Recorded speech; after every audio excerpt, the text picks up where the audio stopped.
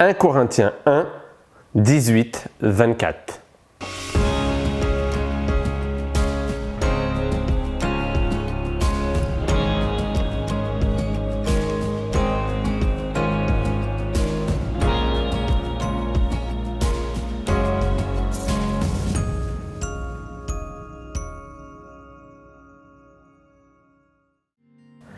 La communauté de Corinthe est tristement connue pour ses difficultés internes. Outre ses problèmes d'éthique chrétienne, elle voit des divisions se développer en son sein. On se rappelle du schisme opposant les partisans de Paul à ceux d'Apollos. Dans le texte qui nous occupe, il y a bien une division, mais cette fois-ci, elle n'est pas le reflet de lutte intestine. Paul oppose dans notre texte deux groupes, les chrétiens et ceux qui ne le sont pas, à savoir les juifs et les hellénistes. Deux catégories de personnes bien présentes alors à Corinthe. La cause du désaccord est limpide, il s'agit de la croix du Christ. On se souvient que les témoins oculaires de la crucifixion de Jésus étaient déjà divisés. D'une part, les passants, les sacrificateurs, les scribes, les anciens se moquaient de lui et insultaient Jésus. D'autre part, les disciples de Jésus plongés dans le désespoir.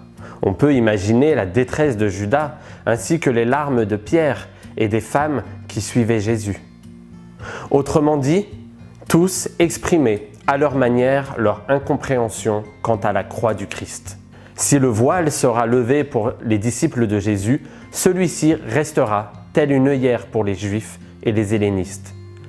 Les premiers accéderont à une compréhension supplémentaire qui leur permettra de sortir du brouillard dans lequel ils étaient pour accéder à la sagesse de Dieu.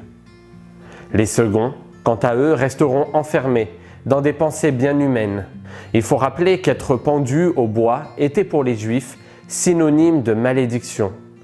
C'était aussi l'antipode du Messie attendu, un Messie glorieux, faiseur de miracles et régnant sur le monde. Comment la manifestation d'une faiblesse pouvait devenir l'expression de la puissance divine? Pour eux, la croix était donc un échec et un scandale. De leur côté, les Grecs envisageaient la crucifixion comme la peine suprême, réservée aux esclaves et aux rebelles. De plus, eux qui étaient influencés par la sagesse des grands penseurs grecs, le message du fils d'un charpentier ne pouvait pas être pertinent pour eux. C'était donc une folie.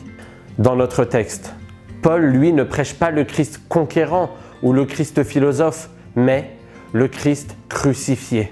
Et c'est précisément par cet acte qu'il vient nous sauver. Les amis, quel paradoxe! Mais en même temps, quelle bonne nouvelle! Au verset 24, Paul affirme que la voie menant à la folie de Dieu est encore ouverte pour les Juifs et les Grecs. Et toi qui m'écoutes, comment te positionnes-tu? Que signifie la croix pour toi? Est-elle l'expression de la sagesse de Dieu?